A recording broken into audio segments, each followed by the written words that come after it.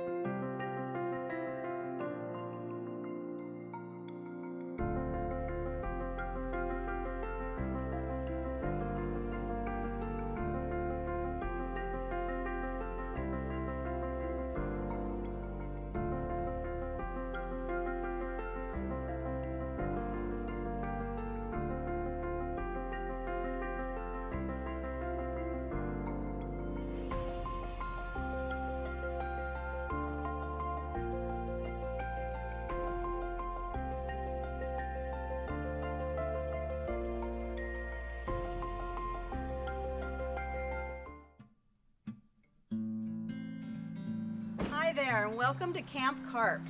I grew up here. My parents bought this place in the 40s, so I've got some stories to tell. So come and see my garden. I'm going to start with these trees. These 3 sycamore trees, this legend has it, my mom planted when I was 3 months old, which is 62 years ago, and she trained them as climbing trees. So I spent many hours in these trees. My son spent many hours in these trees. And my granddaughter, Olivia, who's 7 months old now, I hope will spend many hours in these trees. You'll see statues of all different faiths around my property because I am a strong believer that there is something out there that makes our flowers grow, and it's different for every person. And there's no right or no wrong, but at Camp Carp, everybody's welcome. It's a very inclusive place, intentionally. When I was a little girl, my mom called this The Secret Garden. Her favorite book as a child was The Secret Garden. So here we are, and this is my mom's secret garden. It's a little different now. She was a English country garden kind of gal. She didn't have any of these raised beds. She didn't have any pathways. I don't know if she's cringing or smiling right now, but I'm having a ball. And I retired in December, so I finally have time to garden all day the way she did my whole childhood. So that's just been such a gift. I also gave myself the gift of this, over there's a restaurant sink. And so I have my little planting area, and it's super cool. This used to be the bed in my garden, my bedroom. Hello. And I planted it with roses, so eventually I hope it'll grow into a bed of roses. You know, life has thorns and flowers and good scents and prickly things, and it's just all part of life. This is the lavender bed. Last year I got to go to Maui with a girlfriend of mine, and we went to a lavender farm.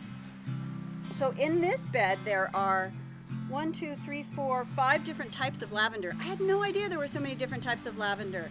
But English, Spanish, and French are the 3 major types, and they have different purposes, and I thought that was fascinating. This corner is one of the only shady places on my property. I don't have a lot of shade. So I've, Bill Williams, whose garden you will see, donated a lot of these plants because when he was replanting, he didn't have, a lot of these plants are rehomed from Bill and Linda's garden, which is super cool. Over here are, a couple people said, aren't you going to put those behind the fence? And I'm not, because this is an honest garden. And these are my compost bins. And I put my green material and my brown material inside, and then I use the soil in the garden. This is Cecil Bruner rose, and my grandma and my mom loved Cecil Bruner roses. It's an old rose, and all the roses in this garden happen to be what are called heritage roses or David Austin roses. They're all older roses, and I love them. This bed, I read a little bit about companion planting. My mom loved companion planting. And so I learned that citrus trees, so I have a Washington orange and 2 Meyer lemons in here, and they apparently citrus love yarrow. So there are many different types of yarrow in this bed, and you can see some of these colors are just gorgeous. I love this. This is like pink grapefruit. This one's called paprika. And the lemons are really doing well with the yarrow in the bed with them. So I thought that was cool. Everything in this bed was planted from seed. And I know people forget sometimes that we can plant things from seeds. And look at these zinnias. These are one of the best cut flowers that I know of. I absolutely love zinnias for bouquets. Super cool. Let's see the bees. And I don't use any pesticides. I don't use any chemicals at all. So this is a really bee-friendly garden. This is a 4th of July rose, and there's a bee right in there right now, a little honeybee, having a ball. I never get tired of seeing that. In these two beds here, almost everything is different. And I read the little tag at the nursery, and on every one, it said either good for bees, butterflies, or cut flowers. So I know a lot of people like uniformity and a whole rows of the same thing, but this is a very eclectic garden. This is the vegetable part of my garden. I have 6 different types of squash. This is my parsley, sage, rosemary, and thyme bed. This is my strawberry bed. More squash, celery, kale, parsley. This is what I call my patience bed, because this is a rhubarb plant, and you have to grow rhubarb for 2 years before you can harvest it and eat it. And then this is asparagus. And asparagus, same thing. You plant asparagus and you have to wait 2 years before you start harvesting it. So this is my bed of patience, which I always need more of. Legend has it that this pool was built by the local farmers, the Donahues and the Flanagans and all the farmers that lived around here back in the 30s. And that the pool was built well before the house was built. And the house was built as a summer home, which I thought was kind of interesting. My property goes to the middle of Green Valley Creek, and it's down here by the creek because the deer hang out down here. So I take the apples from my apple tree every day and I feed them, I throw them over, and right now there's 2 huge bucks, 2 does and 3 fawns. They come and eat apples every day. They drink out of the trough I put down there.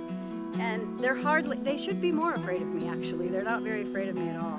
I'm a huge hiker and backpacker, and I've been collecting heart-shaped rocks for years and years and years, and I never knew what I was going to do with them. So I started collecting succulent cuttings about 2 years ago, saved them all, and then just last week I planted all these succulents in this little garden from cuttings, 90%, and then put all my heart rocks in them. So I don't know, just to remind me that love's always the answer.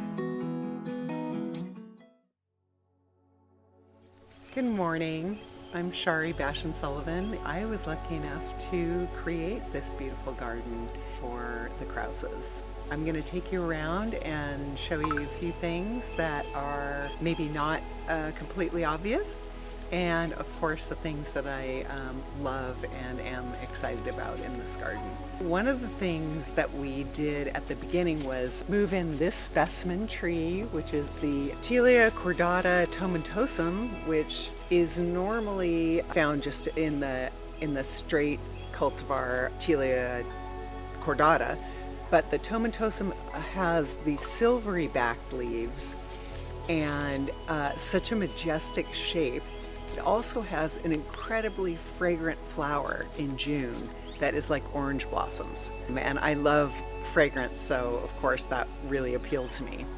And this tree was moved in at almost this size. A beautiful specimen in a 60 or 72 inch box. I don't remember, but we needed a very large statement piece right at the entry in order to make this half circle design work. And while we're here, I'd like to just call attention to the paving, which is bluestone and has every corner that is irregular was hand done by our craftsmen in order to make the stone look old, because that's the theme of the garden is an old French style. Some of the little treasures that we have tucked in are topiary animals, this one being a golden ligustrum duck. We also have a weeping camperdown elm in the corner that the deer have pruned for us. It used to be down to the ground, but now has this nice umbrella shape. And this beautiful clematis that's growing up the birdhouse. I'd like to call attention to this very funny little birdhouse in the corner that has a Victrola speaker that was put together with an old galvanized watering can and makes a really fantastic little focal point. And it can be seen especially well from the kitchen. The structure, created out of clear cedar, the concept was to create some shade that was not too closed in. So what we did was build an open structure that allows the space to feel very large and grand. And then the roses are slowly starting to get up to the roof level and eventually will cover the structure at the top and give even more shade. But this was one of the more fun design projects that we had, was not only designing it, but also building it, being so tall. This little seating area did not exist before in the project. It was a small space, and because there were stairs going across the entire length, it didn't lend itself to the placement of furniture. So by building this short wall, it created a little bit of a room in this space and allowed the furniture to be grouped here and a walkway to be put down below. One of the things we take pride in is hiding certain utilitarian things that are not very attractive. And one is, instead of putting area drains in to keep the pool decking drained, we have hidden the drains in this gap so that the patio is pitched towards the wall, and here inside this crack is a drain that then takes the water out in an invisible way. As well as this particular garden room, if you turn around, you see the fireplace, also the shade trellis, and you have two more areas where people can gather. So our goal was to create as many distinct, entertaining, lounging spaces as would fit on the property. We have these nice shaped boxwoods that I think are really graceful and add a drama to this space. The fireplace has wood storage on both sides, not only for functional reasons, but also just for the aesthetics of it. You can see that we've done the stonework inside both of the wood storage areas, particularly attractive. The veggie garden, we've got some zucchinis, tomatoes, purple tomatoes, beans, and lots of strawberries. And we had a problem with the birds and rabbits getting into the strawberries, and we created this really simple PVC and bird netting cover. Now, as you can see, plenty of fruit. This path is the beginning of the rose garden. You'll notice along the way that there are these cut rosemary plants that we have trained across the stairs instead of a riser. And eventually all of the steps will be covered with this plant. You can see to the left how it looks when it's fully grown in. The blue shrub that is planted here is a Cape Plumbago, and it's the darker blue variety. It shows up so well in this half flight. You'll notice on the slope there is a topiary bull that is quite large. There are a total of 5 of them tucked into the garden on this hill, and originally when they were planted or the roses came on, they were the feature, and they will be in winter. During the summer, the roses really take over and take precedence, but the bulls are a fantastic foil in the wintertime when the roses are cut back. The white rose on the hill just above the pink and white, is a rose called Pope John Paul II, a beautiful pure white rose with the most astounding fragrance. It is one of the top most fragrant roses in not only in this garden but that I've come across, and I absolutely love it. It's such a treat. During the tour, I was asked several times about this little rose, which is so petite yet covered in flowers. It's called Ice Cap, and it's a fairly new introduction. One of its parents is iceberg, and they've crossed it with something that's more dwarf. The result is the plant is very compact and is really floriferous. After cutting this back completely, probably 3 weeks later, another bloom. So it's got that characteristic of the iceberg. Plus, I really love the daintiness of it. Sometimes iceberg can get a little bit stringy looking, and I'm in love with this rose. I will be planting that more in the future. This enchanting woodland garden on Entrada Verde in Alamo is created and sustained by the love of plants, rock, water, and art. The garden is a showcase of architecture, year-round color, and texture interplaying through time. There are elements that show off in every month of the year. The color schemes are crafted as much with foliage as with flowers. Natural rock is celebrated both in the creation and decoration of mounds throughout the garden, which was once flat lawn. Many water features enhance the forest ambiance, including rocks assembled into a disappearing maintenance-free water feature. All the rocks were installed without the use of any motorized equipment.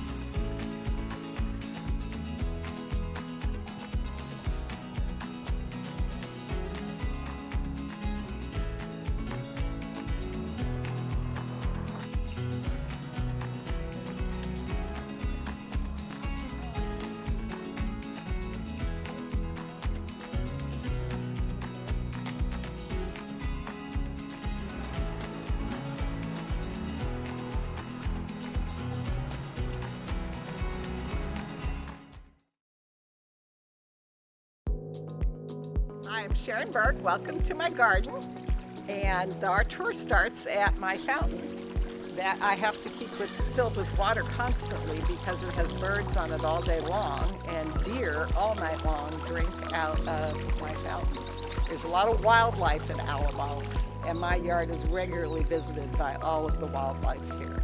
I planted my front yard in a variety of perennials that don't need a lot of care and bloom at different times of the year. So this is July, and you're seeing the July bloom. This is a 20-year-old Mission Black Fig, or maybe it's Black Mission Figs. I'm not sure, but they're delicious, and they get ripe in September. And fig trees, I think, are one of the best kind of fruit trees to grow because everyone loves the fruit. They're very easy to grow. This hydrangea is a great example of a garden is always changing, because when I planted it, my neighbor over the fence had a very tall tree and it was in shade all day long. And now it's getting burned because it gets sun all afternoon. So I have to rethink this plant here. When things change, you have to change your garden. This is what we call the dollhouse. It's completely electrified and has a light fixture inside and electricity and wainscoting, and would make a very nice house for little kids. I staged my house as if the children in the dollhouse were having a garden party. So they're playing chess in the garden and they're having a tea party in the garden. So let's go see what they're up to. So the children are playing chess in the garden. My children attended Rancho Romero School, which is a school on the west side of Alamo, and every year the class would do a class project for the auction, and people could buy them. And so I bought this project, and I can't throw it away. It's 20 years old, and I can still pick up one of the pieces and see who signed it and picture the kid that made it. So I decided to put it out for the garden tour. I have a lot of Japanese maples. I have 6 different species of Japanese maples. One day I'm going to find out what all the different species are, but if you compare them side to side, you'll see they're definitely, has a different color leaves than that one, and I need to find out what they are so I can label them. I think part of a garden is just found art, or doing something with what you find. So we cut this tree down 6 years ago because it was too close to my big oak tree, and the oak tree was leaning dangerously as it tried to grow away from the other tree to the light. So now this oak tree is more balanced, growing straighter, and we left the stump in place, and the workers also left 2 tree rounds, and I said, oh my goodness, that looks like a table with 2 chairs. So I staged it as a tea party for the children in the dollhouse. It was a good opportunity to use my mom's embroidered linens that I've had for many years. Another found art object, the people before me left this old concrete bird bath in the yard, and I didn't do anything with it. It was just in a corner, and I decided to plant it for the garden tour. And I haven't done it yet, but I'm going to run a drip line up here so it comes out the frog's mouth and will water my succulents. And we keep chickens. And chickens are very good pets. They all develop their own little personality. One of them will develop into the queen bee chicken, and she'll be the boss of everybody.